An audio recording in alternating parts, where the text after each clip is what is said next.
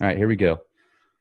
Ladies and gentlemen, thank you so much for joining us this edition of Leak Project. I'm your host, Rex Bear, and we have Scott and Scott from Astronomy Live and the Nibiru channel, Planet X 2016. Now, this is going to be an interesting debate. We're going to be civil throughout this thing. I know I was kind of poking fun yesterday when I did that video and said we're going to have a Mortal Kombat episode today. Well, we're not really going to go that route, but what we are going to do is get information on both sides. Scott from Astronomy Live feels that there is no Planet X, there is no Nibiru, and obviously the Scott from the Nibiru channel feels the exact opposite. So I'm going to give them an open platform, and I will moderate this. So I appreciate both of you guys coming out here on the Leak Project. It's an honor to speak with both of you. Thank you for spending time out of your days. How the heck are you? Good. Awesome. How are you doing, Scott? Well, actually, I woke up this morning with I don't know. I didn't feel too good. I think I have like some type of a possibly upper respiratory infection. I don't know if you could notice it in the tone of my voice, but I can barely breathe. And I think after we're done with this interview, I might take a trip to the hospital for a breathing treatment because it's been like this all day. And everybody in my whole entire area has been coming down with this, but no flu-like symptoms, just this deep respiratory irritation. Nothing to do with virus, bacteria, just a deep respiratory irritation. At least that's what they're saying on all of our local news and a few people that I've talked to. And I spent a good bit of time outside yesterday because I live in the Pittsburgh area. It was 73 degrees. It should be 25. The weather is absolutely incredible right now, and certainly I do see changes. And as far as I think what you're kind of hinting at is you feel like maybe you've been blasted with some wonderful aerosol injections. And I'll tell you, man, I see that stuff on a daily basis, and that's not even a debate anymore. But there is flu going around, I know. In the location that I'm at right now, there's been 1,400 people that have been hospitalized and several deaths from the flu.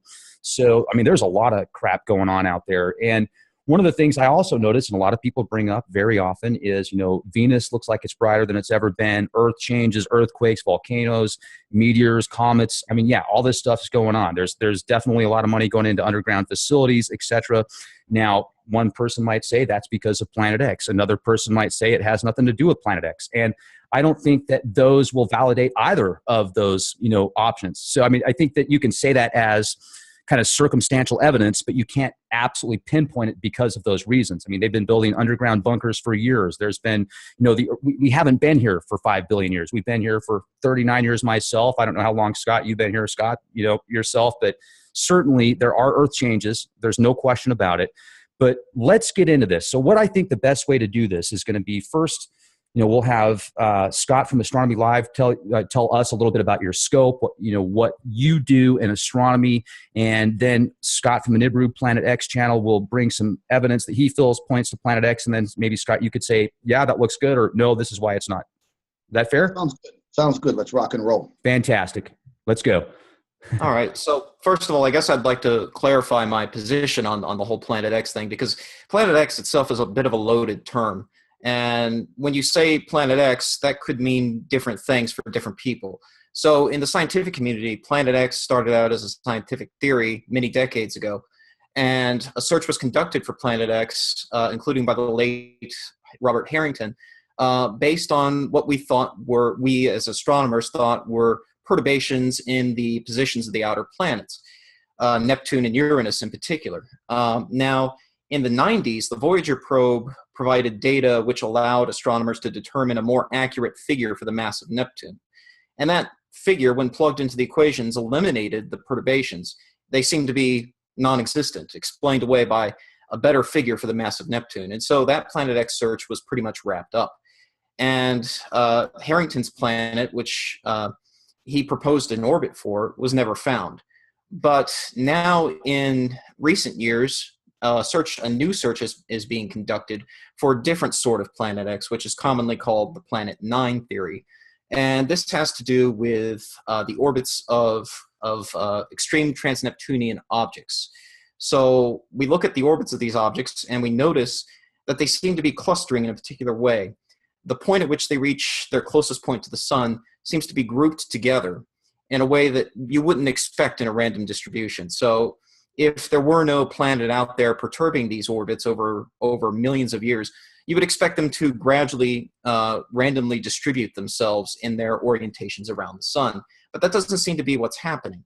And so through complex gravitational attractions of how this planet interacts with these objects in ways I won't get into in extreme detail, it's thought that there is something out there that's holding these objects in their orientation. And so that is the Planet 9 theory. Now, this Planet 9 theory proposes an object that is much further away than Harrington's Planet X, and it's based on a completely different set of evidence. But it is what you could describe as a Planet X. But it's very, very different from a conspiracy version of Planet X that says there's something in the sky that you can photograph with a normal handheld camera, especially if it's in the daytime pointing near the sun. That is a very different sort of claim. And the Planet 9 theory that astronomers are looking for would be something that is very far away from the sun, 200 astronomical units or so at its closest point, many times farther away than Pluto. And you would not be able to see it with a normal camera ever. You would need a telescope to detect this, and it would not be visible to the naked eye simply because it would be so dim. And so when you see somebody posting a video of a camera pointed at the sun and something next to it, this is immediately incompatible with the Planet 9 theory. So there are two very different things. And when you say Planet X, like I said, it's a bit of a loaded terminology. And so I personally believe Planet 9 very likely exists. I think that there's a very good chance it's out there. But it's a very different thing than Nibiru or the conspiracy version of Planet X that sweeps through the inner solar system every 3,600 years or so and disrupts life on Earth.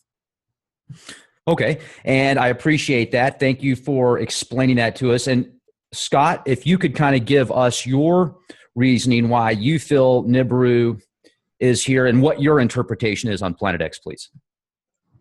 Well, after years and years of researching the whole Nemesis solar system theory and doing my own research on biblical prophecy and entertaining the works of Gil Broussard and David Wilcock and many, many others. This just doesn't have anything to do with Robert Harrington and Carlos Ferrata.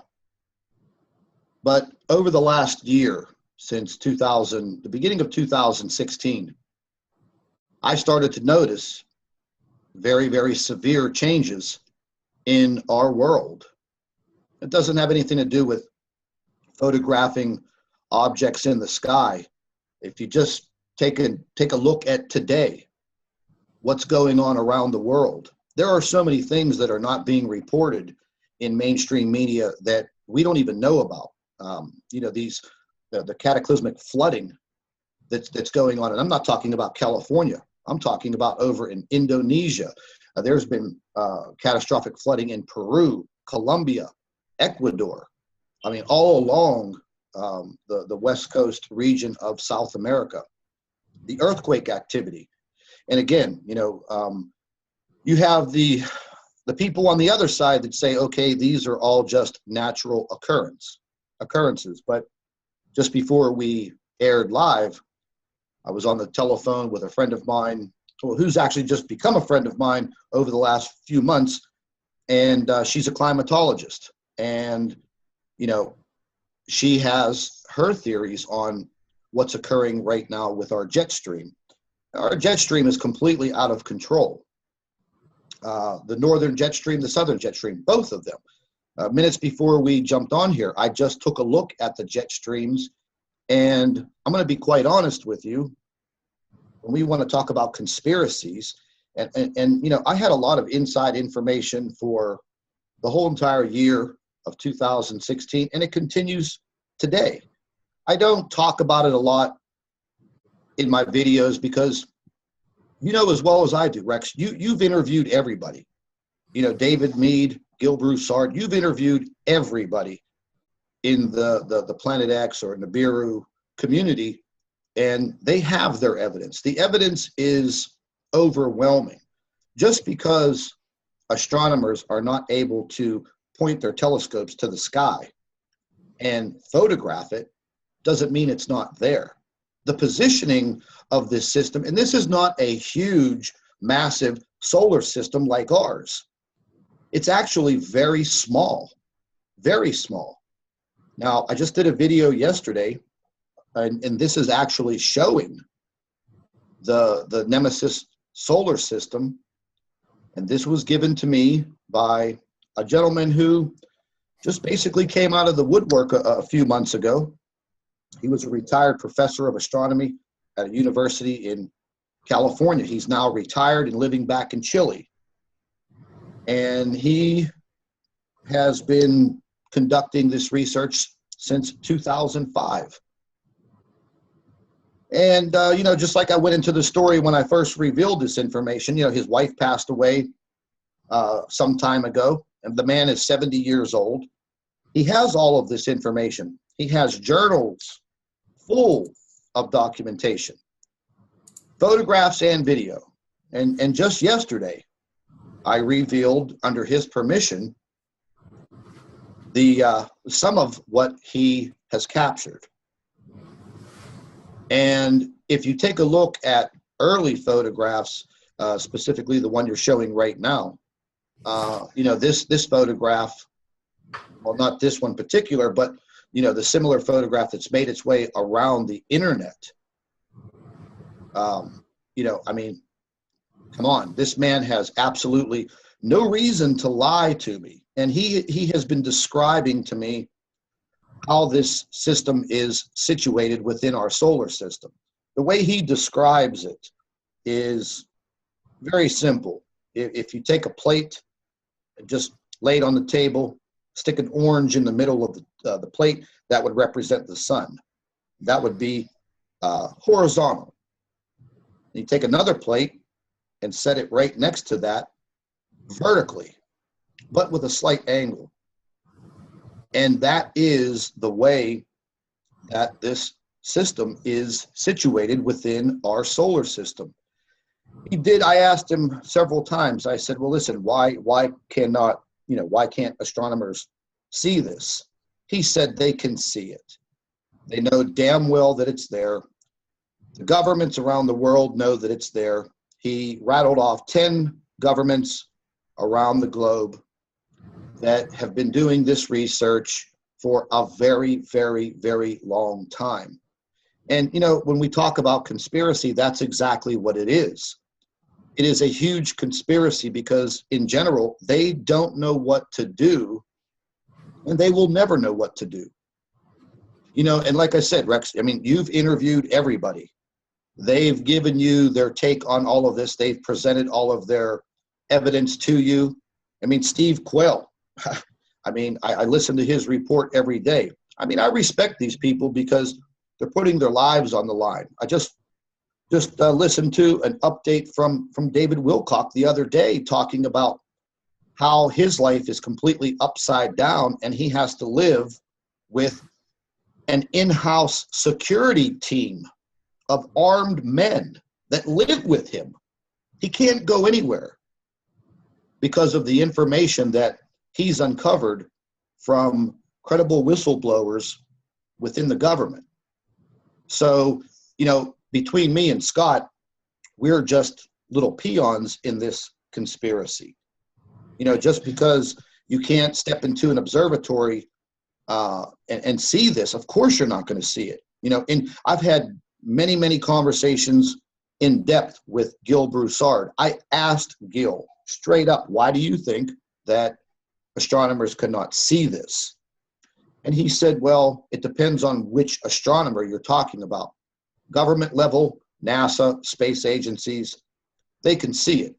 He went into, cloaking technology and things of that nature, but he did mention to me that as we get much closer to the 16th of March, 2017, and moving further into the spring and early summer of 2017, it's going to be very, very hard for them to continue their cloaking technology. And it's basic bending light. That's all that it is. If you talk to professional photographers that are not government photographers, they'll tell you that when people are taking these photographs and seeing these large rose petal type anomalies in their photographs, it's not normal. I mean, I've been taking photographs and things of that nature all my life. I've never in my life seen these rose petal type of anomalies in photographs. And yes, those rose petals, they're not Planet X, but something is bending the light from the sun. Something is within our system that is causing major problems with our planet. You know, right now, I mean, again, I've been up for 24 hours today again, you know, going through information that I'm getting from credible people around the world. I've been keeping in touch with a gentleman at the major seismology office in Mexico. And, you know, each and every day, they're uncovering some very, very startling information pertaining to these earthquakes. And can I jump in for just 1 second, Scott, on the earthquakes and stuff? Because, and I can appreciate what both you guys are saying. And like you said, I've talked to Gil Broussard, Marshall Masters, David Mead. I respect all of them. They're good people, and they bring, you know, a lot of information to the table, and I respect that. And at the same time, for myself, like this picture that I'm looking at right now, this, for me, it doesn't convince me that those are planets. I look at that more as like some type of light that's reflecting off of the equipment in the camera, which is causing these, I don't think they're called lens flares, but these duplicates essentially of the sunlight. Now, I could be wrong. I'm not an expert, but something like this just for myself wouldn't convince me. Now, when I see the stratosphere aerosol injections, I notice a lot of times they keep those towards the sun. And as a matter of fact, I got some great footage today of these aerosol injections where what they did is they sprayed it and it looked like these long funnels.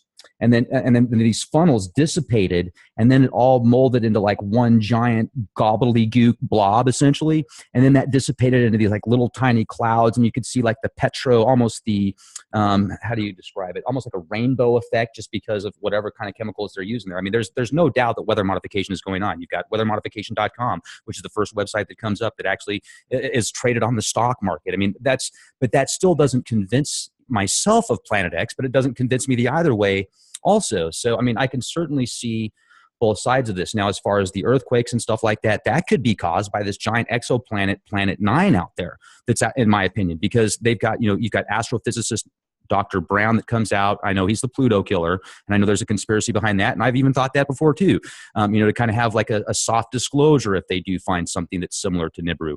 But at the same time, that still doesn't give me absolute proof or confirmation. And I know that they recently had that NASA conference yesterday where they said that they discovered 7 exoplanets around his sun outside of the Kuiper Belt. And that kind of lines up with the Nibiru theory of the 7 different planets and stuff like that. I get it.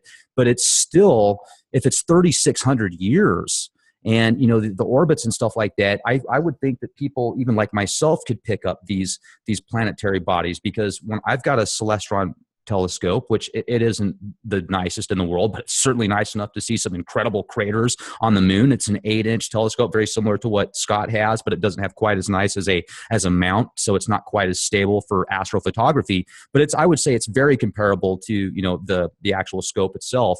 And, you know, I've got a filter for the sun that gets rid of 99% of the light, so I can stare at the sun all day if I want to with the telescope, and it's this beautiful dark orange. But I do feel that something happened to our atmosphere. And Cliff High said that in 2003, the very top of the atmosphere was ripped off, and I could see that, because if you look at the sky today, it is not as deep and as blue as it used to be. The sun is not as orange as it used to be. I remember the sun used to be like an orange yellow. Now it's like this bright white. And so, I mean, certainly, but I don't know if that's because the sun is just because of the age of the sun combined with the, you know, the atmosphere and all the pollution and everything else. I just think there's so many variables that it's going to be like this right here. Do you really think that these are all planets, Scott? I mean, that we're looking at 1, 2, 3, 4, 5, 6. Do you think those are all planets around the sun, or what do you think that is? That's. I just want to make one correction. The photograph we're looking at right now did not come from a regular camera. These are observatory photographs. What you're looking at is the photograph from the observatory of the planet of the crossing, the Nemesis solar system. The middle being the brown dwarf and the other planets. Now, if you pan through some of those other photographs, You could see the other imaging that they did in motion, and you can also see some of the small moons that coincide with what Harrington discovered. So, you know, we're not looking at photographs that were taken from a 10-cent camera. These are observatory photographs. This particular photograph here was taken in 2012. But you said it was the Nemesis Really? system. So like how far away would that be? Well, in calculations, the last calculation that he was able to do before he retired, it placed it, and this goes directly in line with Terrell and the Black Star project. It was below the ecliptic, between Saturn and Jupiter, but just inside the orbit of Jupiter, below the ecliptic, and 780 million miles from the sun.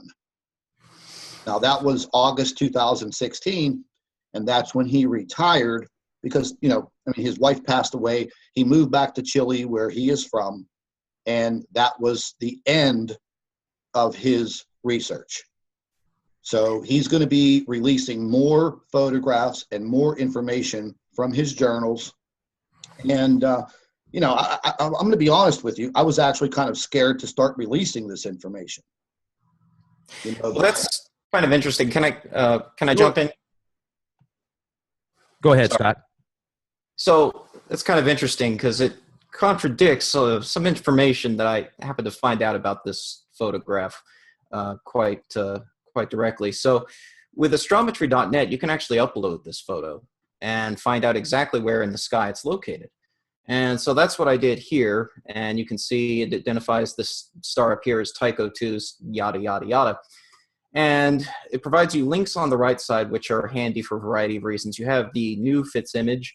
This has the WCS information embedded in it. Basically, the WCS stands for World Coordinate System. This gives you the coordinates for every single pixel in the image. So if you wanted to astrometrically measure the position of this object in the sky, you could do that very precisely using this file.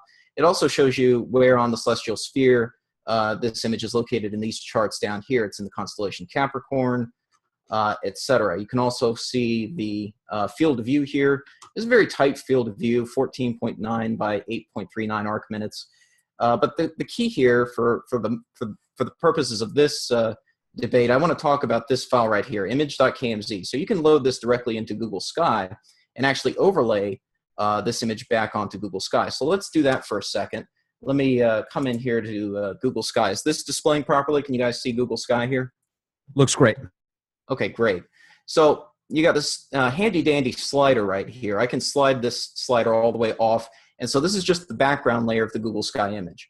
And you can use the astrometrically solved file to compare this to any image, really. I could take an image of this area of the sky and use it as a comparison. But just for the purpose of our little debate here, I just want to show you the Google Sky image. And then as I fade in the image, you'll see that the stars all match up with known stars that are in the sky. So let me fade this back out. You can see there's the Google Sky background.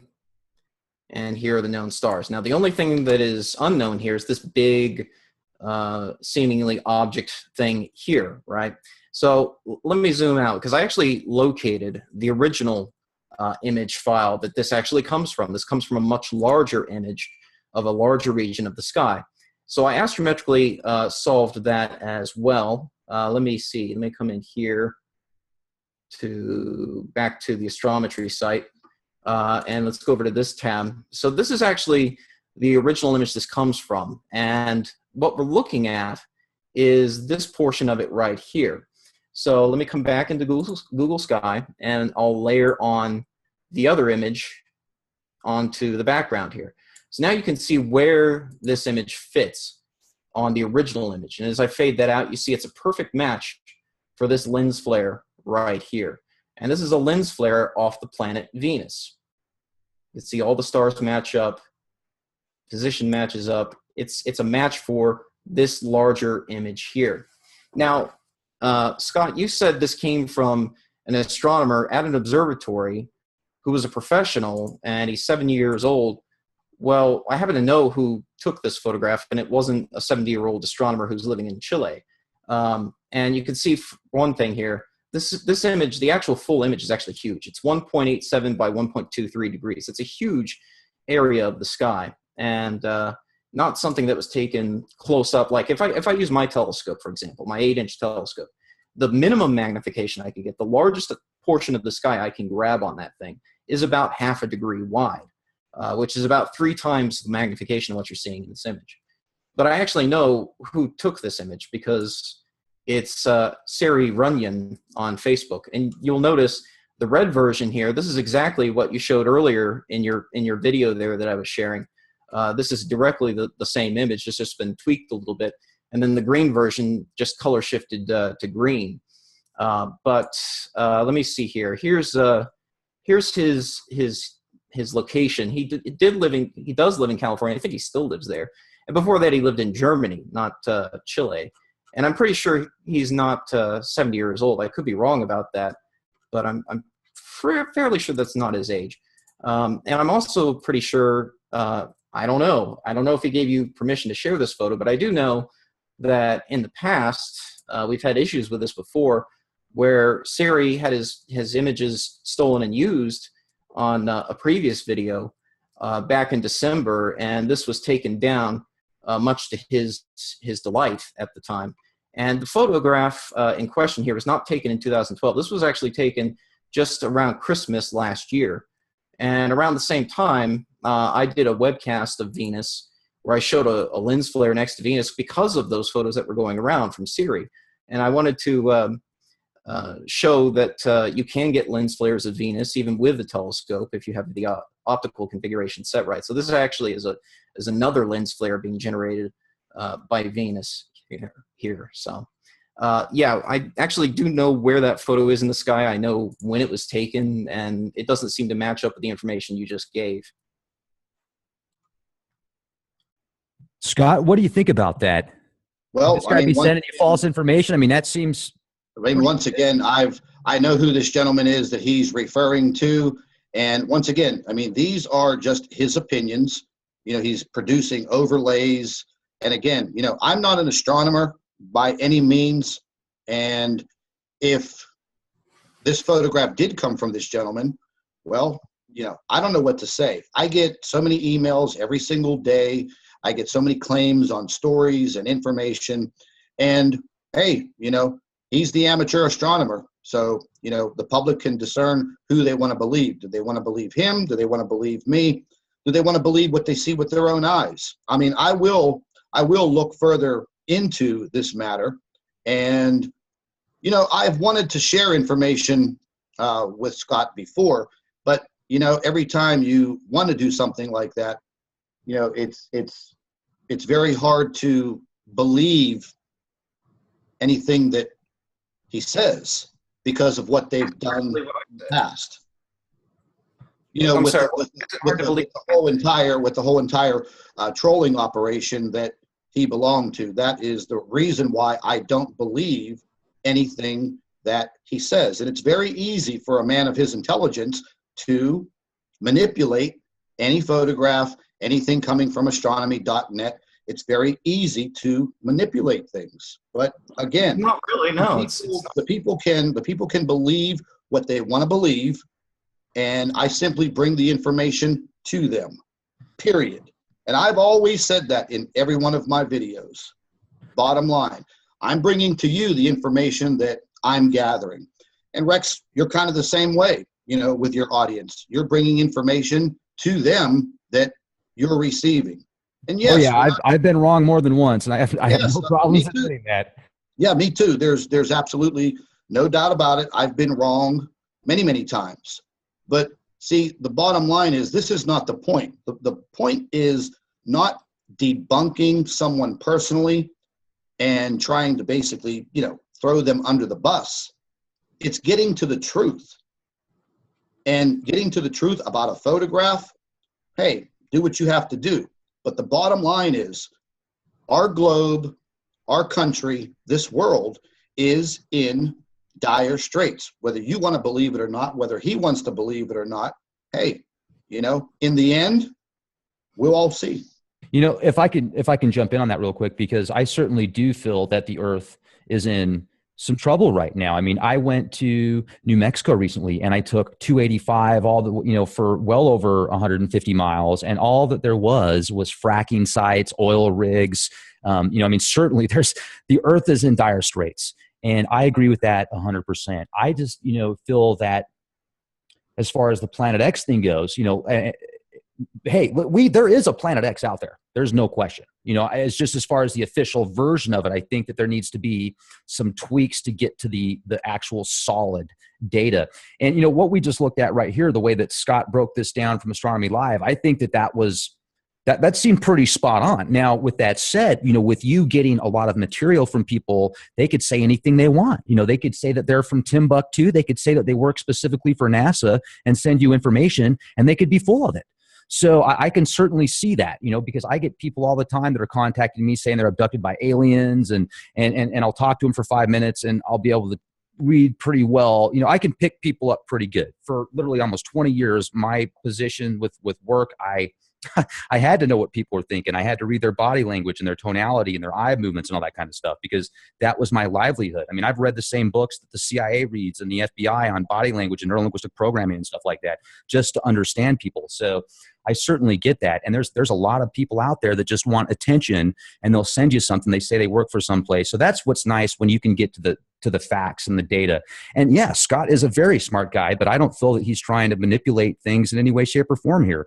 And as far as, now I will tell you this though, if somebody does a video about what I'm doing and says, okay, Rex is a liar, when I did a video, if I was wrong, and I wasn't, I won't do an intentional video being wrong, but I've certainly done videos in the past where I've been wrong, and I'll come out the next day and say, hey, I was wrong. I made a mistake. Thank you guys for correcting me on that. And if somebody took that video and said, Rex is lying to you, look, then yeah, that would piss me off, because I want to help people. And I hope that that's what people want to do as well, that say, oh, Planet X is real or Planet X isn't real. I mean, if you believe that in your heart of hearts, you can't go wrong with that, man. That's a good thing. If somebody comes out and says they believe Planet X is real when they don't, that's where I have a problem, especially if they're trying to cause chaos and manipulate people and stuff like that, because that can freak people out, man.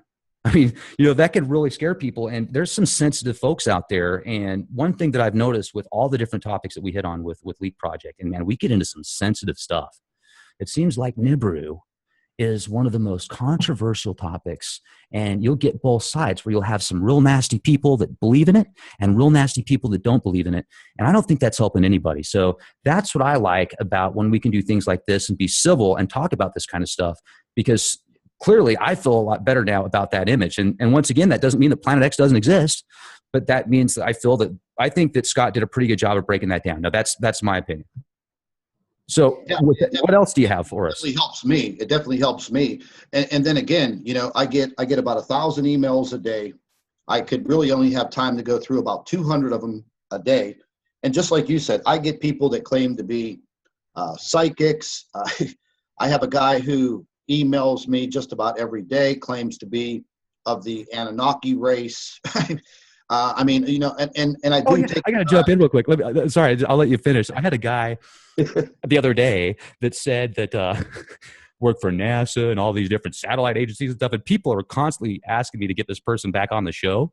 And this person, I talked to this person one time, and they were sending me these pictures and like literally drawings of it was like drawings of circuit boards, and this person's like, yeah, that's a picture of inside of the sun. I said that's a picture of the inside of the sun? Yeah. I just was shaking my head. I just, when people, I'm just like, come on, man, I can't put that out on the show. Are you kidding me? You come out here, you take some picture, not even a picture, it's a drawing that somebody took. And then you're trying to tell me that's the inside of the sun and its circuit board, and you work for NASA. So yeah, there's some goofy people out there, man. And I get it, but so you got to, anyway, I'm digressing. Please continue. Well, I'm going to give you a situation that occurred a few months ago.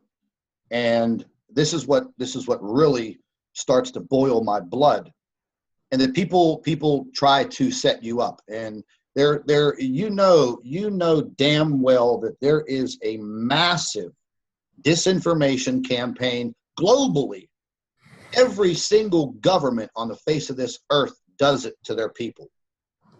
And a few months ago, I had an individual that just came out of nowhere, never emailed me anything, sent me this emergency email that he possibly found, you know, the Planet X in the Nemesis solar system. I think he was using Google Sky or one of them platforms. And I really don't even believe in Google Sky because, once again, you know, all of these images can be manipulated. They come from Google. Google controls me, you, and Scott. They control everything. So, well, but the thing is, I can take my own image and overlay it back onto Google Sky. I don't have to. No, I'm just saying, I don't trust Google, not you. I'm just saying I don't trust Google Sky. Well, you don't have to. That's the beauty of it. But anyways, getting back to this story real quick, you know, sorry to interrupt, but this gentleman came out of nowhere, sent me this emergency email with all of these photographs, and you know, it caught my eye. It got me real excited. I looked at the information, and I was like, oh my God, you know, very, very smart, intelligent email. And I immediately put a video together. Yes, I didn't vet the information. I should have, but within minutes of me putting this information together and putting it up on my YouTube channel, one of my subscribers, you know, my subscribers have become very close with me. They keep an eye on everything going around in the trolling camps on YouTube and Facebook. And within minutes, this guy appears in the comment section of Dazzathecameraman. And then minutes later, the whole debunking video is coming up that, you know, Scott did the debunking video, and you know which one I'm talking about. The coordinates.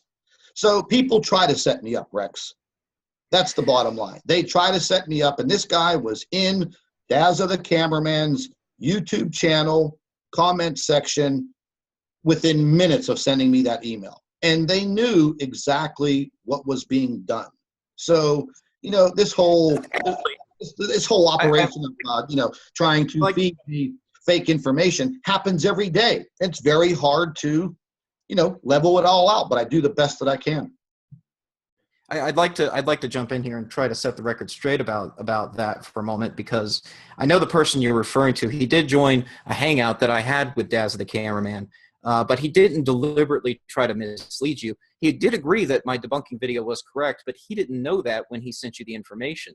Obviously, I hadn't done the debunking video yet. He just saw something he thought was unusual in Google Sky. He probably legitimately thought it was Nibiru, and he passed that information on to you, and then you made your video. And then I made my video responding to it, showing what it actually was, which turned out it was Saturn, the planet Saturn, taken by the SLU telescope. And with the SLU service, they'll provide their images to Google Sky, and those images will end up on Google Sky. And that's what happened. He was using Google Sky. He saw the image, which was actually taken by a SLU telescope, where somebody had taken a picture of Saturn. And obviously, Saturn's not going to be in the Google Sky background layer because it's an all-sky survey. It's not designed to show the planets. And so it looked like it was out of place. It looked like it was unusual, and that information was passed along as Nibiru. Now, the thing that gets me, though, is I did that debunking video, and then the response to that from you was claiming that you never said it was Nibiru, when the title of your video said it was coordinates for Nibiru. So to me, it's just about having the intellectual integrity to have this debate in an honest way. And so, you know, when you say something like that, it sort of is difficult to have a civil discussion about it when we're not being honest with each other. I mean, honestly, the information I just showed you was not my opinion. This is my analysis of the data, and these are the facts. And I'm not manipulating anything here. In fact, I can't manipulate anything here. That's the beauty of it. Anyone can upload a photo to astrometry.net and find out exactly where it is in the sky. And if astrometry.net is lying, it's not going to match up with the background stars. Now, I understand you don't trust Google Sky, and that's fine. That's fair. But I can take a picture of the same coordinates, which I now have, with my own telescope and see if it matches up. And I guarantee you it will. And I know for a fact when that photo was taken. And the other thing that kind of gets me is this isn't the first time that Runyon's photos have ended up in one of your videos being said as something they're not. And I don't know who's grabbing those photos. I'm not accusing you. I don't know. I can't know that information. But what I do know is perhaps, one thing you might consider in the future is checking with Runyon's Facebook page and seeing if the photos that you're being provided match any of his in the future before you run with them. Because clearly there's a pattern here where his photos in particular, for whatever reason, keep ending up, in your videos. And, I know it's probably not a fun thing for you to have to retract one of your own videos. I know it wouldn't be for me. So, I'm just saying it would behoove you to check that in the future just to make sure you're not accidentally sharing someone else's photos when that someone else is someone who's now repeatedly had his work shown on your channel like that. So that's all I'm saying. And this is not, like I said, I'll say it again, the data, what I just presented is not a matter of my opinion. It's just a matter of the facts. If you do the analysis on this, that's what you find. So that's what gets me. I know you say you can't trust me, but why, honestly, can you not trust me? The troll group that I was a part of, I was only loosely affiliated with, but in any case, the reason I was affiliated with them at all was for incidents like this, because they have eyes and ears for seeing these things, like, checking Runyon's photos. And they were involved in contacting him the first time around, letting him know that his photos were on your video. And so to me, that's something, that's a positive contribution there to get that information to him. So I don't endorse or condone some of the rude behavior that some of the individuals of that group engage in. Obviously, I don't permit that on my own channel, in my own Hangouts and stuff. If someone is acting rude in one of my Hangouts, I'll just kick them.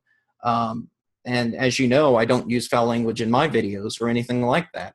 So, when I see a video calling me out and accusing me of not owning a telescope and saying I'm making despicable remarks, honestly, I'm not making despicable remarks. I'm just stating facts. And yeah, those facts might be uncomfortable and inconvenient, but they are what they are, and they're stubborn things. And I do own a telescope, obviously. This isn't rented from some university or anything. This is my personal telescope. This is an LX200 Classic 8-inch. I've written software for it. I can control it with the joystick thanks to that software. I mean, that's Come on, man. That's just for the Sony PlayStation 4. Yeah, right. Those are cool, by the way, man. That's awesome. And until I did that, there was no option for that. You couldn't do this with an LX200 Classic. So I can't be lying to you. I'm the only person in the world who has this capability with an LX200 Classic that I know of, because I'm the one who wrote the software. And I still have the price tag, the original price tag for that telescope. I mean, there it is. I bought this scope from Oceanside Photo and Telescope in California. I'm sorry, I got that upside down. About 13 years ago this year. And there it is. There's the barcode. There's the price. There's the description. 8-inch LX200 SCT Schmidt casting ring telescope is what that stands for. That's this telescope right here. So I own this telescope. This is my personal equipment. I've written the software that does this. I'm not lying about these things. People can trust me because that's what I do. I present the information, and yeah, sometimes it requires me to develop my own tools to do it. Sometimes it requires software like this.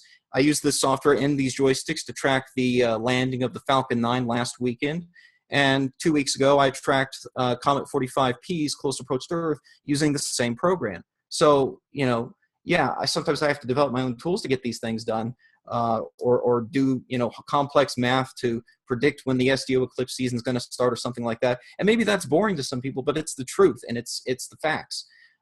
And sometimes it leads to cool stuff like this. So I don't know what else to say except people can trust me, and I don't know why you would say otherwise. Well, I'll be straight up front now that you've tooted your own horn for the last 5 minutes about your joystick and your telescope. Going back to August, September, October, November, you know damn well that you were involved with WTF Sky, Mari, and Jake, and all of the hideous crap that you guys put out on those Hangout videos. Don't make me go there and start pulling these videos up, because it's not what we're here for. And that's what has pissed me off about you from day one, is your arrogance and your trolling with these people. So you're an educated man. You're sitting there in a suit and tie. You look fantastic. I'm sure you're very professional. Why would you associate yourself with these people? Scott, what pisses me off the most is when these people send me emails from that group pointing a gun an assault rifle down the, listen, I'm getting very upset now, pointing the barrel of the gun down a camera and sending me that photograph, putting my grandmother's house with the coordinates from Google Maps in their damn videos, and then putting the coordinates in the comment section for anybody to click on it and go to my 90-year-old grandmother's house. Okay, you've been in these videos. Okay, that is my problem with you. That's my problem with you, is the total nasty criticism. It's like pure ghetto. That's what makes me mad. You know damn well that you've been in bed with Dazzathecameraman, who is the ultimate debunker of Planet X and everything else. So why would you, an educated professional man, stoop to the muddy levels to hang out with these people and produce these ridiculous videos? Why? Answer the question. Well, Dazzathecameraman's a very civil guy, and he's got a lot of patience. I admire his patience, actually. I don't find his videos despicable at all.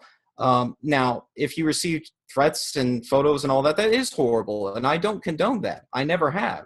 I am in videos with WTF Sky. She's somebody who once firmly believed in Nibiru and was in WSO's what I would call, honestly, a cult, and she found her way out of that. And so obviously that's going to be of interest to me. I want to know how she found her way out of that, and I want to help other people get out of it too.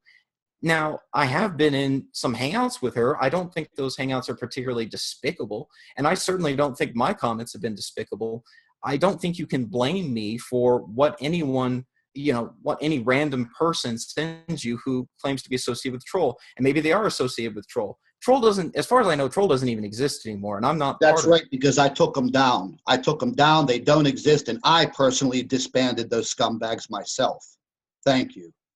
Okay, well, that's great, but I was part of that group because of incidents like the previous incident with Runyon's photos. They helped locate those photos. They helped contact Runyon, and so to me, as I said, that's a positive contribution, and I'm happy to join a hangout about that contribution or something similar, and talk about those things when they're found out, when actual thefts are discovered.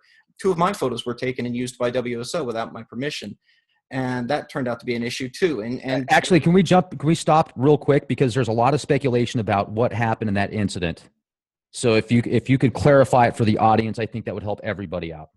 Okay, fair enough. I had a long conversation with Runyon about his photographs. He was publicizing them on Facebook a few months ago, and somebody had sent me the photographs, and I had a very long conversation with him, and it was very civil. And I told him, listen, don't produce and place photographs on Facebook where people can simply click, copy, and shoot it in an email. Don't do it if you're trying to sell these photographs to an astronomy magazine, which he does. He's a professional photographer, amateur astronomer. So I know the man very well, had many, many conversations with him, and that's the bottom line. So if he's still putting his photographs on Facebook, hey man, that's on him. But there's something that I want to add, Rex, real quick. Getting back to this whole hangout crap with this WTF Sky and Astronomy Live. These individuals formulated a list of people that they were going to go after, quote, a hit list, basically. And lo and behold, my dear friend, you were on it. The Leak Project was on it. BP Earthwatch, Pastor Paul Begley, myself, Chris Potter. And Chris Potter reads off a physicist's paperwork. Same thing with WSO and Steve Olson. And however, in Scott's last video with WTF Sky, he says that Scott's physicist basically got her education on the back of a matchbook cover. So that is the type of criticism that is just ridiculous. You don't even know the person. You've never reviewed the paperwork, but yet you insinuate that this person got their information from the back of a matchbook cover. Okay. Well, actually, I have reviewed their paperwork since, Chris Potter showed the paperwork page by page in his video, and I detailed exactly why and how it was wrong. So, for example, this so-called physicist maintains to this day that the Earth passing in front of the sun from SDO is not the Earth passing in front of the sun from SDO, and that it can't be the Earth for reasons that I've explained countless times now on my videos. Last year, I did a video taking his paper and showing point by point where it was wrong. And these were mistakes that would have been very basic to any real physicist. So there are only two possibilities here. Either this person is not a real physicist, or they're a real physicist who's having a laugh and deliberately doing things wrong to yank someone's chain. Either way, it's unethical and just morally wrong to me. But I've detailed exactly where those calculations were wrong. For example, they claim the SDO eclipse seasons should be exactly 6 months apart. But the problem is they don't account for the fact that the SDO orbit changes over time due to torquing from the Earth's equatorial bulge. This produces an effect called the regression of nodes. Its longitude of ascending node decreases over time, and that wasn't accounted for in their calculations at all, let alone any other perturbations that might happen to the spacecraft over 6 months of time. And so they make these absolute statements based on very rough approximations that are at a high school level of understanding at best, and quite frankly wrong. Additionally, they say things like, let's see here. What's the other one they do quite frequently? Oh, well, I don't know. I mean, one of the things that kind of surprises WSO frequently, and to some extent this whole Chris Potter thing as well, is the fact that it was a partial eclipse. Well, that's what I predicted. I predicted a partial eclipse at the end of the last eclipse season before it happened. And then I predicted it again before this eclipse season happened. And I predicted that it would start earlier than it did last year. I got the date exactly right. And, you know, this again, they claim is proof that it's not Earth passing in front of the sun, because if it were, it would have to be exactly 6 months apart. That's just not the case. And so using nothing but my own observations, not using Google Sky here, not using NASA data, using nothing but that telescope right there, I was able to collect my own observations of the SDO spacecraft and predict the start of the eclipse season before it happened. There is no explanation given for how I was able to do that at all, because there is no explanation. The fact of the matter is, I was able to do it with that telescope because that's all it is. It's the Earth passing in front of the sun. The other thing that I like to say is that it's not 12 hours different. They say in one eclipse season it occurs at such and such an hour. The next eclipse season, 6 months later, they claim it should happen 12 hours earlier or later. And because Earth's on the other side of the sun, SDO would have to be opposite the sun, so it should be 12 hours different. Well, the problem with that is we measure our days relative to the sun, not relative to the background stars in that sort of perspective. If you look at that perspective, there is a clock that runs on star time. It's called the sidereal clock, or sidereal time. And by sidereal time, it actually is 12 hours different. And so I showed that in my calculations as well. So this physicist got things completely wrong that they should definitely know if they're actually who they say they are, and if they're actually telling the truth. And that's just not the case. So when you say that I haven't reviewed the documentation, actually, like I said, I have. And based on that, I'm seeing very simple mistakes that a real physicist should not be making unless they're deliberately pulling someone's leg. So those are not kind possibilities that are left, but unfortunately, that's all that's left to conclude from this. So perhaps you find that conclusion despicable, but it's the truth. So she's a fake. She's either a fake, or I can't rule out, I don't know who it is, so I can't rule out the possibility they actually have a degree, but they're deliberately doing things wrong in order to reach the wrong conclusion and make something look mysterious. You know, maybe they're stringing Chris Potter along, but they actually have a physics degree and they think this is all a big laugh. I don't know. I don't know which of those possibilities it is, but either way, the results are completely wrong, and the papers aren't worth the paper they're printed on, if they're printed. And I think they're just PDFs, but you get the idea. It's absolute nonsense. And Chris Potter just released another PDF or showed it in a video a few days ago talking about the new eclipse season, saying the same thing, saying it's still not the Earth passing in front of the sun, and listing pretty much the same reasons as last year. And yet no explanation is given for how I, an amateur astronomer, was able to independently predict that it would start on February 14th, that it would be a partial eclipse, and even produce an animation showing the angle that the Earth would come in and start to cover the sun and then go back out. And that's exactly what happened. It was a perfect match for my prediction generated with data from that telescope. So, you know, what are we left to conclude there? Can I jump in on that real quick? Because that's one of the things that I'm starting to learn with the, with the orbits and stuff like that, since I picked up my Celestron telescope is, it's neat because you can see Venus every night where it's located and you can see the different stars and stuff like that. And then when you track it with your telescope, it's amazing how fast they move. I mean, if that thing isn't automatically tracking the planets or even the sun, I mean, it moves so fast and you can't really tell with your eyes, but then when you're looking under a telescope, so it's just amazing. But then you can start to figure out the graphs and the orbits and stuff like that, so you can keep track of it better, and it's a lot easier. So that's why I think that this Planet X thing, wouldn't there be some type of orbit that you would think you would be able to track it easier if it's as close as some people say that it is? And that's where I kind of have the disconnect there. But once again, if you go back to the Planet 9 theory and that thing is causing the sun to tilt as far away as it is, I mean, that's pretty big deal. So there's definitely things going on. I mean, there's no question. And well, the whole Planet 9 theory, they're basing it on mathematics. There's been no visual, no imagery, no nothing.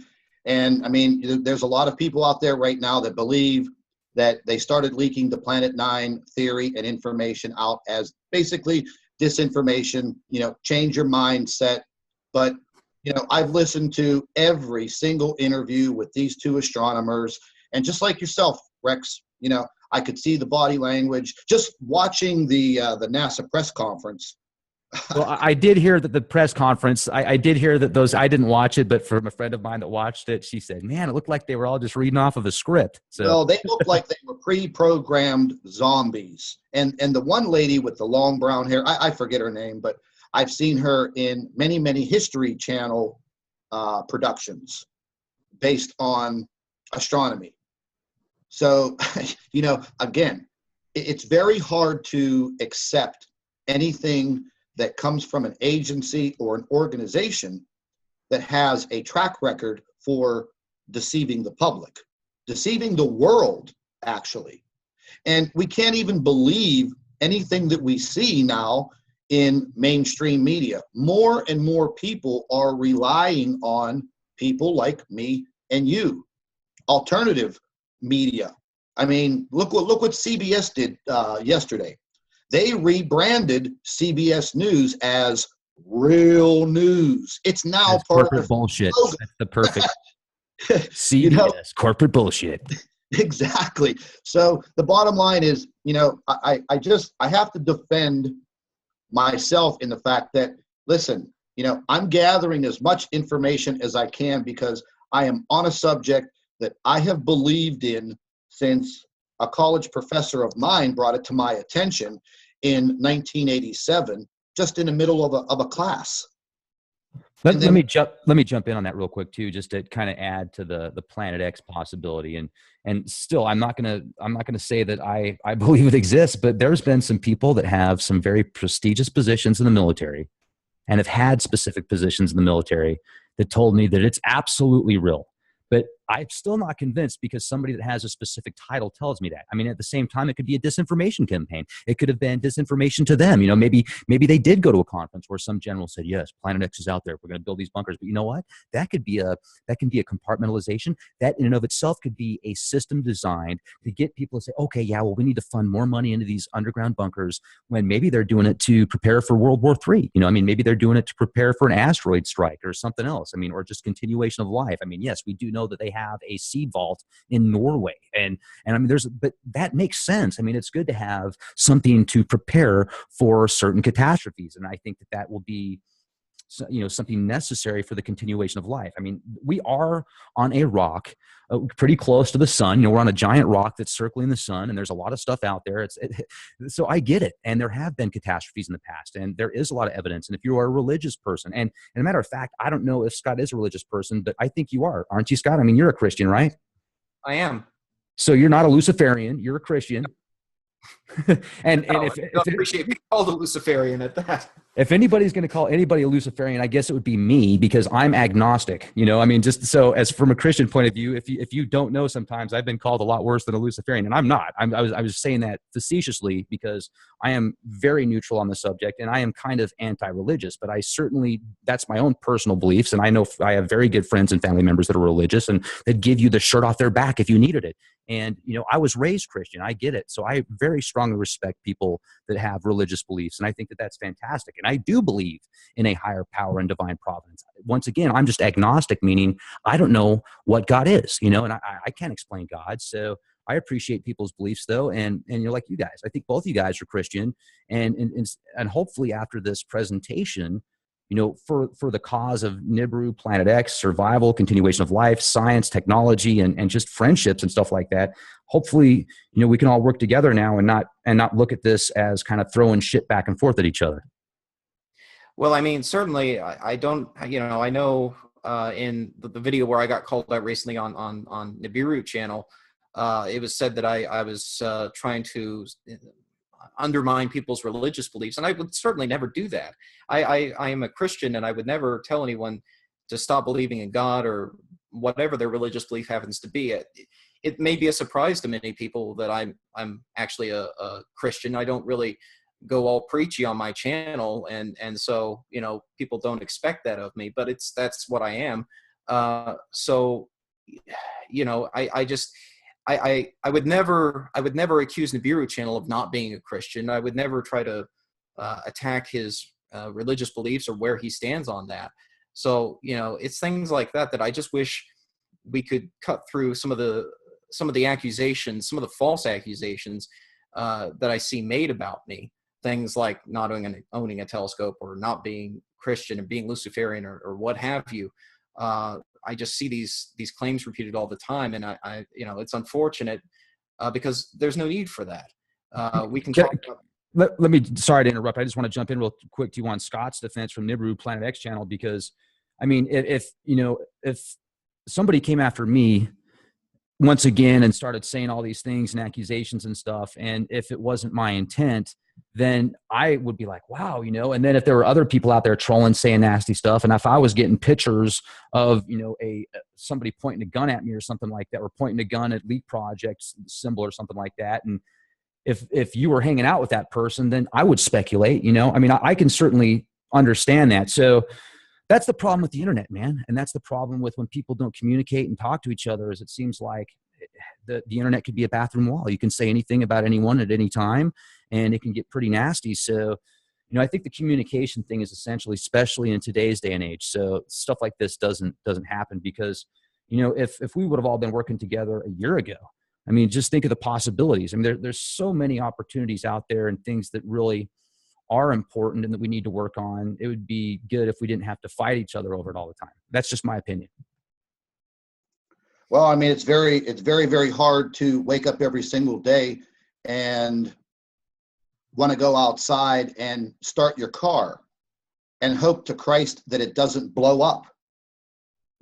Back in September, I mean, I have a huge court case coming up in April for two individuals that were planting a pipe bomb under the wheel well of my car. And if it wasn't for an old steel milker, God, this cough medicine's getting to me.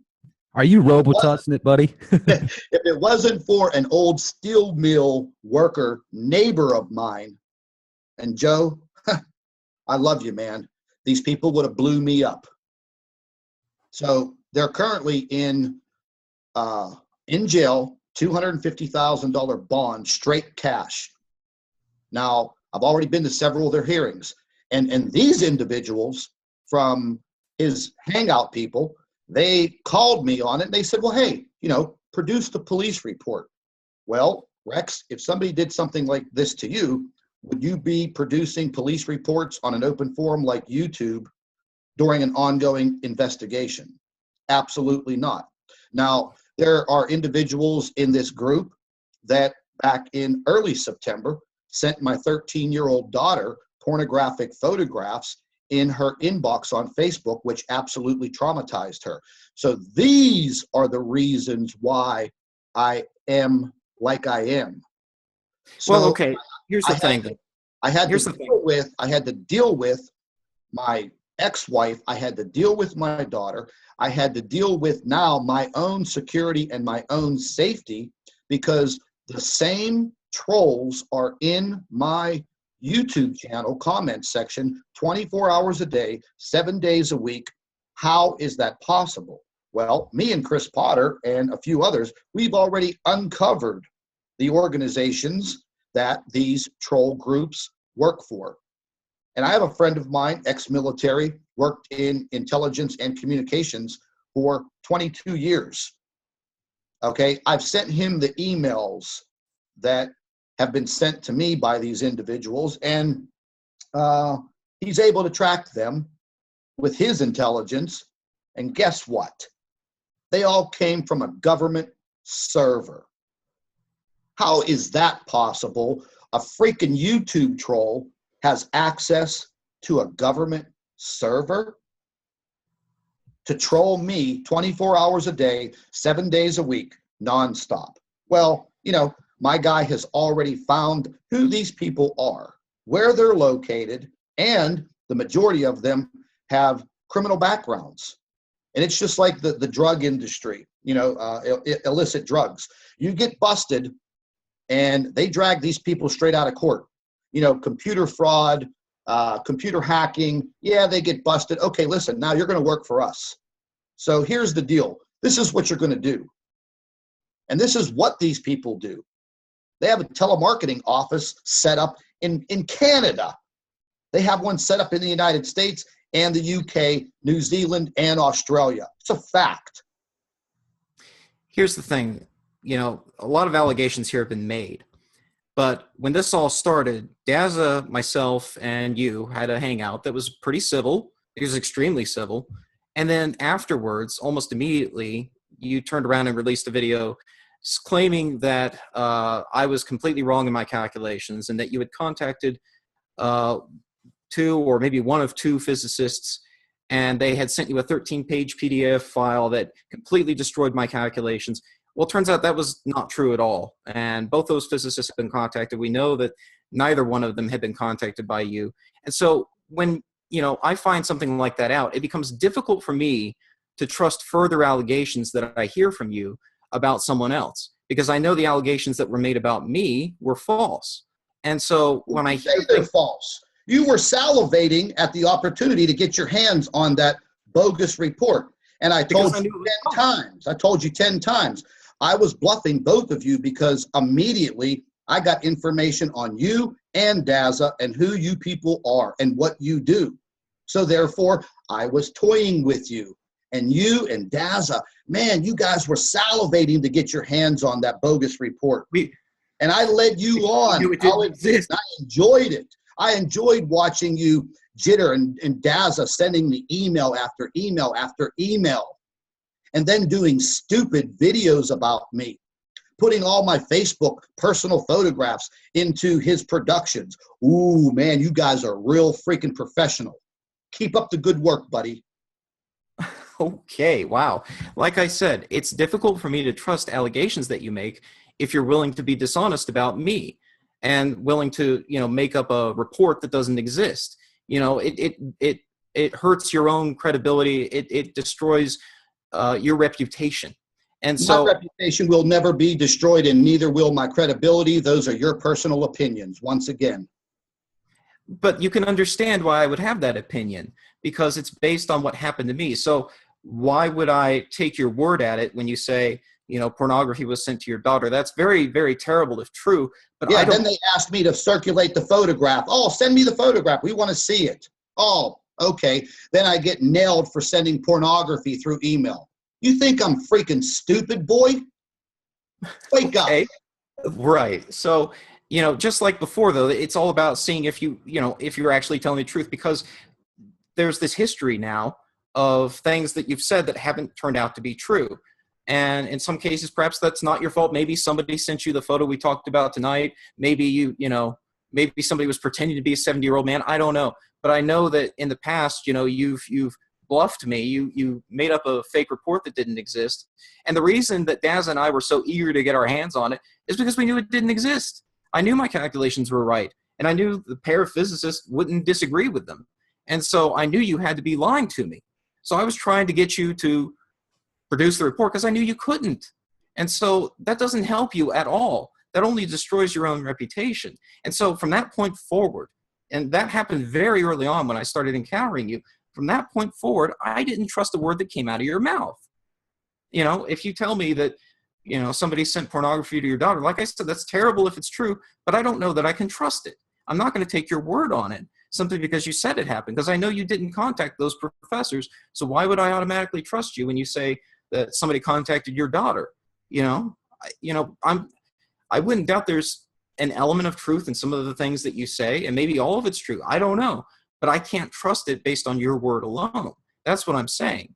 And so, you know, yeah, I was associated with Troll in some capacity. I am friends with WTF Sky.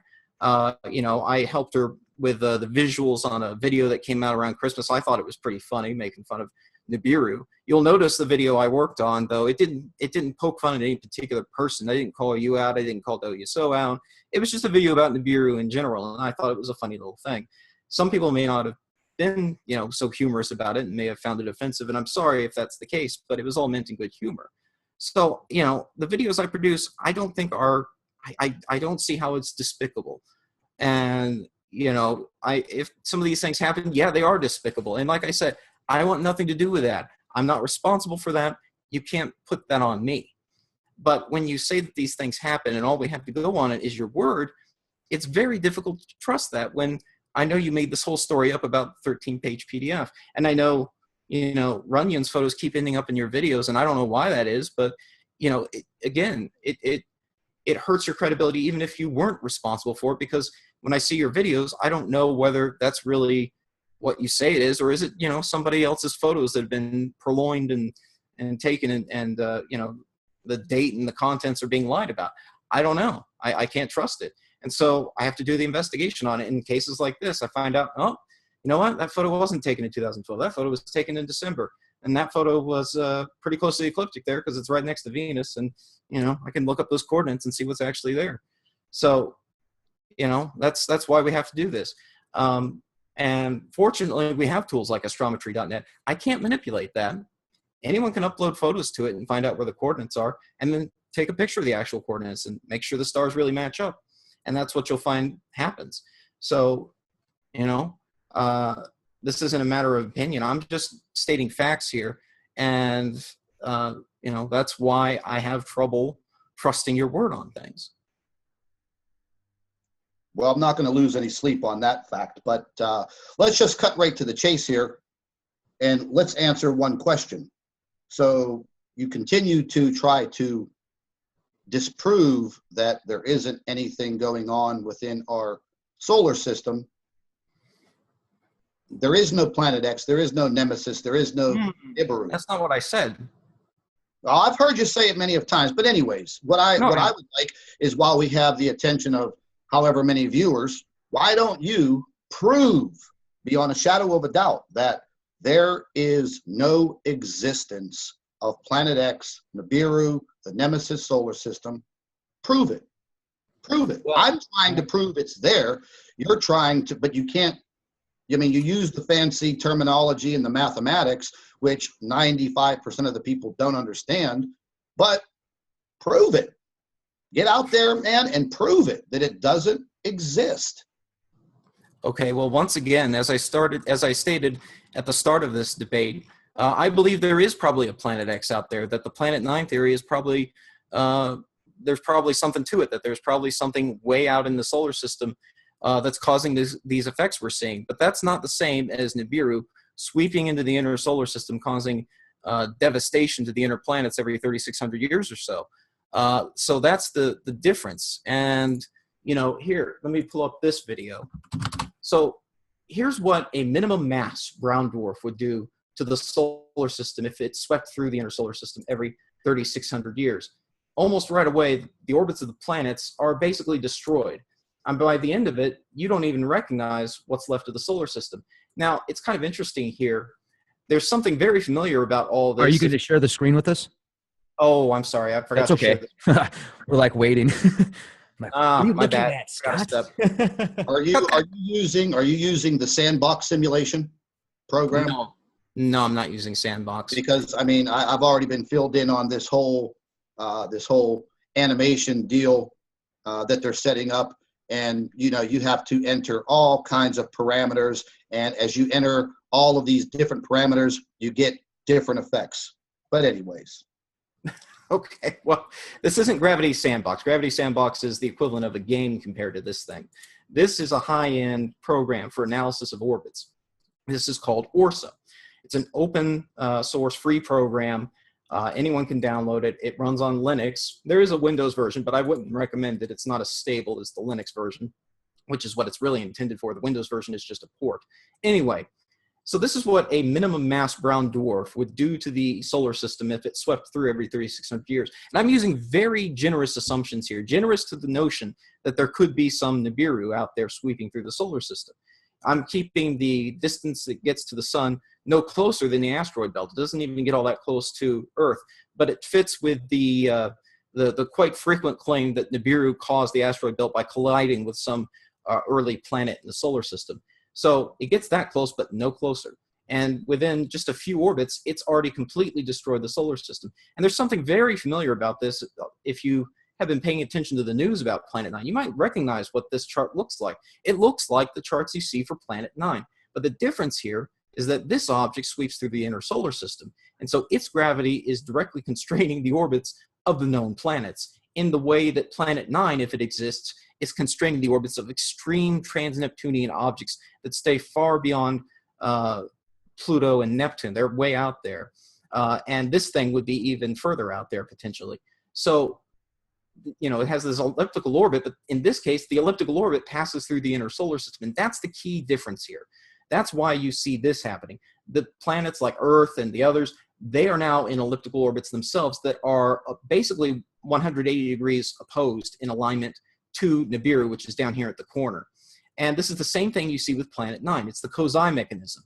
You see Planet 9 in this elliptical orbit, and you see the extreme trans-Neptunian objects that we've been finding, things like Sedna, Eris, etc., in these elliptical orbits that are 180 degrees turned around from Planet 9. And so it's that same gravitational mechanism, but in this case, it's affecting the inner planets because the planet, in this case, Nibiru, is sweeping through the inner solar system. So that's the key difference. That's why we know that Nibiru is just plain silly, because the solar system can't survive that kind of encounter, even on a relatively short basis from astronomical terms. So, you know, you could have a situation. Here's the thing. You could have a situation where some rogue planet, rogue meaning it's not gravitationally bound to any star, or another star passes close to our solar system at some point in ancient history. That actually is known to have happened with Schultz's star passing relatively close to our solar system, and it may have stirred up the Oort cloud of comets when it did so. It was a red dwarf. It made a single pass by the solar system many thousands of years ago, and we now see that star, and we can actually trace its trajectory back and see that it passed very close to our solar system. Something like that could happen, but that's a one-time event. That's something that maybe, and this is really stretching it, but maybe ancient man saw this star in the sky when it flared up. If it experiences flares, it's possible that this red dwarf might have been visible by naked eye just barely. So maybe ancient man saw this star and noticed over time from year to year that it was slowly moving through the sky.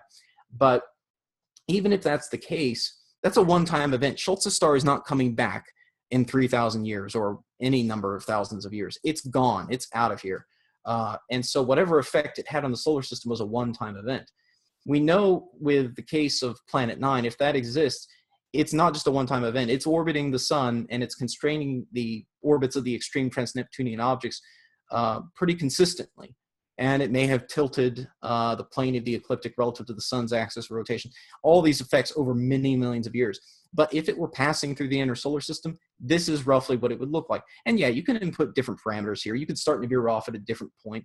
You could give it a different mass. You could bring it closer into the sun or a little further out. But in the end, you're going to end up with a situation which looks drastically different than our solar system. Not only are these orbits extremely elliptical, but if you look at them, you come back here, it kind of reminds me of that chart from the original Star Wars film on the Death Star, where you see all these wonky looking orbits and stuff. That's what our solar system would basically look like. And so it's very different from what we actually see. And that's why we know that Nibiru is nonsense. That doesn't mean there isn't a Planet X, but it's not the conspiracy version of a 3,600-year orbit that sweeps into the inner solar system and causes devastation on Earth. Yes, things are happening on Earth. Bad things are happening on Earth, but that doesn't require the existence of Nibiru for that to be the case. Well, And I tell you, what is happening then, in your professional opinion? What is heating the core of the Earth up? What is the problem? What is heating the core of the Earth? Well, I don't know what's heating the core of the Earth up. If something is heating the core of the Earth up, What's causing the severe situation with our jet stream in the northern hemisphere? I'm not a climatologist either. What I can tell you is it's not Nibiru. That doesn't mean I have the explanation for everything. If I knew everything, that would be great, but I don't claim to know everything. What I do know is it's not this. It's not Nibiru. It's not this. You know, and I just want to add to that too, like we were talking about before, Scott, you know, there's definitely stuff going on. And if you want to believe Cliff High about the 2003 being the year that the top of the atmosphere is ripped off, and I got to give you my own personal opinion here.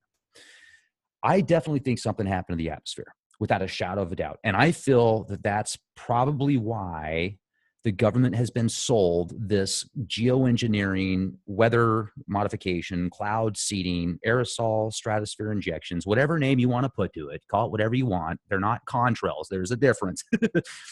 And there's plenty of evidence to point to that. So I feel that something happened to the atmosphere and they're doing their best to try and offset what they did. That's my own personal opinion. I think there's plenty of evidence to point to that being a good possibility. And, you know, I'll leave it at that. But I got to say, I feel that this was a productive meeting. I really do. I don't think that anybody was disrespectful to each other. I mean, I know that you guys are both passionate and you've both kind of seen some pretty gnarly things out there. I have too. I go through this kind of shit on a daily basis. I mean, I don't know how many people troll my channel, and I'd be as neutral on things as possible, and I still get the crap trolled out of me. And it is what it is. I guess if you're going to put yourself on the line and talk to people about this kind of stuff, be prepared for that kind of stuff. And in closing out tonight, is there anything else that you feel is pertinent, Scott from Astronomy Live or Scott from Nibiru Planet X 2016 Nibiru channel? Well, I was going to let Nibiru channel go first, but I mean, I think I've said a lot tonight. I hope some of it sunk in. I hope that Nibiru channel takes some of it to heart and hopefully does due diligence, you know, before sharing photos that are supposedly from, you know, 70-year-old astronomers and show Nibiru or whatever. But you know, regardless, what you say matters and credibility matters, and it doesn't help anyone to make up a story to try to bluff someone and, you know, get delight out of that. That's not productive and that's not helpful. So I just hope that going forward, we don't see those kinds of stories created for the sake of entertainment, for the sake of trolling or whatever. And on my channel, I don't allow that kind of thing to go on with my hangouts. And I'm very sorry if you know, terrible things happened with stuff sent to you. That wasn't me. I'm not responsible for that. I will collaborate with others when they find useful information, like, you know, Runyon's photos being used in a video. I will gladly collaborate with people who find stuff like that out because I want to know more. I don't have eyes everywhere. I don't have the ability to recognize every single photo that comes through. But, you know, some people, you know, you get enough eyes on a situation, someone's potentially going to recognize it. And that doesn't mean everyone in that group is a good person. And I'm sorry if they're not. But you can't hold me personally responsible for the actions of every person. So I just hope that we've cleared up some things tonight. I am an amateur astronomer. I'm not a professional astronomer. I don't get paid to do this. I don't get paid to do YouTube.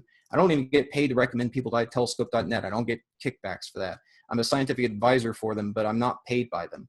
So I hope a lot of myths about me have been dispelled tonight. And, you know, come see my hangouts for yourself if you don't believe me. I show all the information I collect. I'm completely transparent with it, and I don't make up stories. So with that, I guess I'll turn it over. Scott? Yeah, I'm here. What would you like to say before we close out tonight, and then I'll finish it up? Well, just before we went on the air, one of Astronomy Live's minions Jake Riley sent me some text messages wishing me the best and could not wait to see Astronomy Live destroy me in front of the Leak Project's audience. So once again, that's my point. Let me give you some advice, Astronomy Live. Take yourself away from the minions, because if you are who you say you are, and I mean, you obviously seem like a very intelligent individual, then why would you need lowlifes to support you?